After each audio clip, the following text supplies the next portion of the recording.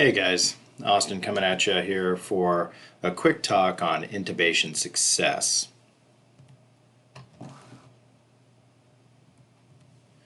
So today what we're going to be discussing, we're going to verbalize very briefly the need for pre-oxygenation prior to intubation, but really what we're going to focus on is we're going to understand the common reasons for airway failure, as well as demonstrate the three key steps that you need in order to be successful when you are intubating patients. So the first thing that we need to look at is why do we fail when we're intubating? Well, we failed honestly because I believe that we learned it a little bit incorrectly. We learned it as almost a crash airway when we're rushing.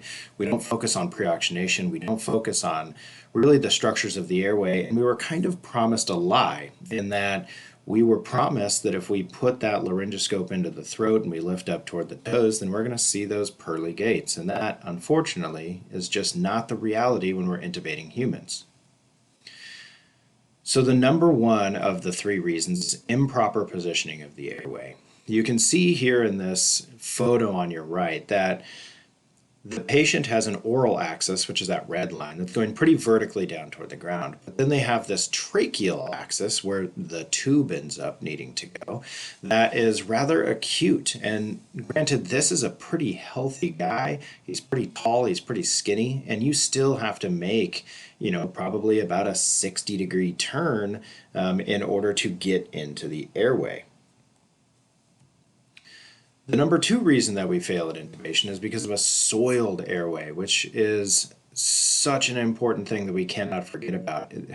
The amount of times that I have attempted an intubation where I went in not really anticipating any secretions, but then got in there and was like, oh my gosh, it's full of froth or blood or whatever it was, is innumerable. And so we need to make sure that we are doing something to try to mitigate that issue.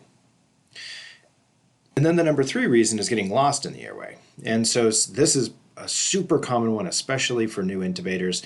Just close your eyes right now and then open them and look at that picture. Where are you? Are you even in the airway? Is that a picture of an airway? It's really impossible to tell if you get too deep too quickly. You'll get lost and all you see is dark and pink and sadness. So how do we fix those issues? The number one, proper positioning. You can see the proper face position on our patient on the right, where his ear has been lifted to the level of his sternal notch, ear level to sternal notch. You can accomplish this by performing a jaw thrust on the patient and then patting underneath their head, like you can see in that photo. But what you can really take away is that his oral and tracheal axes are much more in a line than the patient on the left. And so it is going to be much easier for you to intubate the patient on the right than it would be to intubate the patient on the left. Number two is leading with suction.